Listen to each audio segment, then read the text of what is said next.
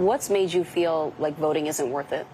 For you to sit there and you see your elders say something to, the town hall or something like that, and nothing's being done about it, after a while, it just becomes a non-factor in your life.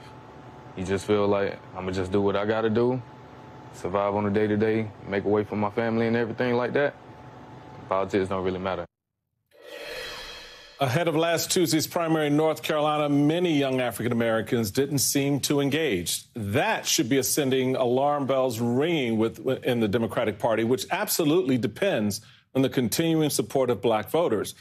But how strong of a hold does the Democratic Party actually have? And what happens if black voters stay home in November? Joining me to discuss is Cliff Albright, co-founder and executive director of the Black Voters Matter Fund, and Alicia Garza, principal of the Black to the Future Action Fund. Welcome to you both. So let's start with you, Cliff. Black Americans are among the most affected by inflation and other economic ills, but that's not the only issue that black voters care about. What are Democrats getting wrong in their messaging at this moment? Well, good morning to you, Michael. It's always good to share space with my sister in the movement, Alicia. We care about the economy, clearly. We care about inflation, or what many of us more properly call corporate greed. We care about police violence, which was demonstrated all throughout 2020. It's interesting whenever people say, well, what do black voters care about? Well, you had a whole bunch of black voters and black community members, and particularly young folks, who demonstrated what exactly it is that we care about and are passionate about with historic summer of protests. We want to see some type of police reform passed. We care about student debt. We care about health. Contrary to the belief of the senator from Louisiana, it actually matters. You can't just discount black women and black maternal mortality rates, right? That's actually a thing that we need to deal with. And the black community cares about all of these issues. We care about racial justice writ large, and we care about voting rights, because many of us recognize that it's through our voting rights that we're able to get movement on all of these other issues that we're very passionate about. And so there's a range of issues, and what's happening at the national level is going to continue to impact turnout. But in many of these races, Georgia's a good example, that it's also about what the options are that's being presented in each state. In some of these states, there's a very clear contrast between people that have been fighting for us and people that have been very much anti-black in their politics and in their personal lives. Alicia, Cliff makes a very interesting and I think an important point, particularly when he's talking about discounting the black voter out there. And you never more have you seen that than in a state like Florida, where an appeals court reinstated Governor Ron DeSantis' redistricting map in Florida. What consequences will that map have on black voters in Florida ahead of these midterm elections?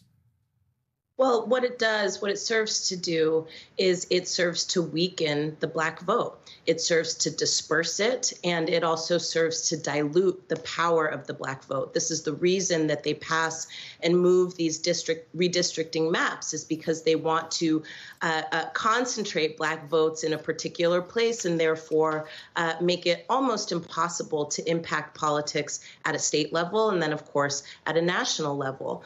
And these are the kinds of things that black voters do care about. What we see is that the rules are rigged against us.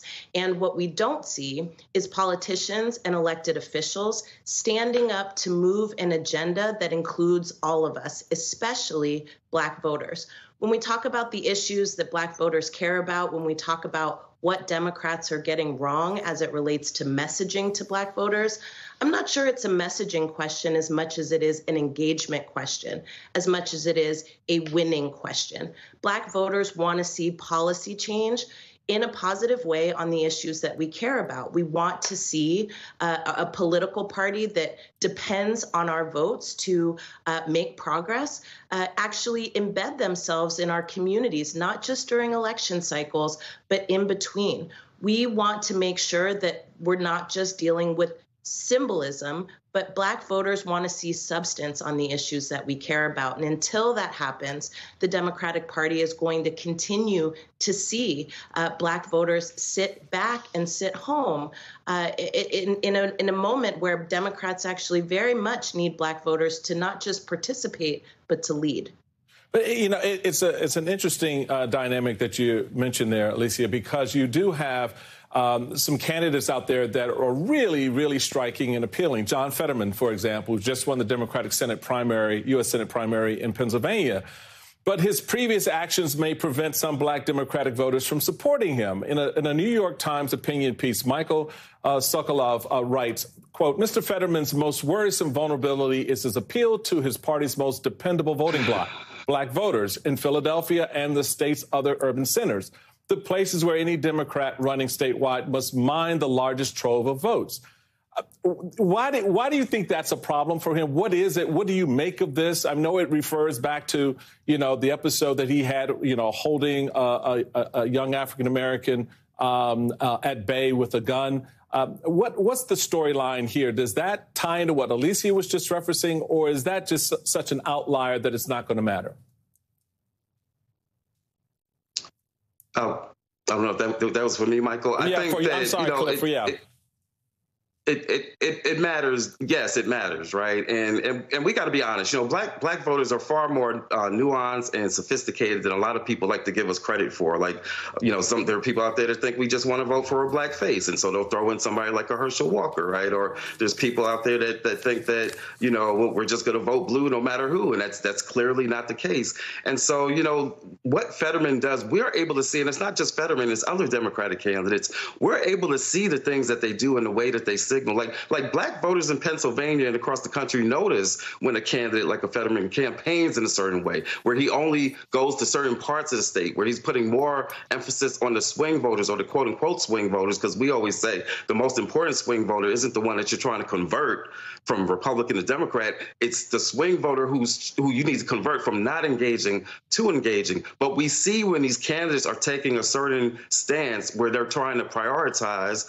certain voters, we see that when he refuses to apologize for his actions, that means something to us. And so it's partially a messaging issue. It's partially a policy issue. It's partially just are you willing to fight for us issue. Black folks, we're very forgiving, and again, we're very understanding. We know that there are systemic obstacles out there.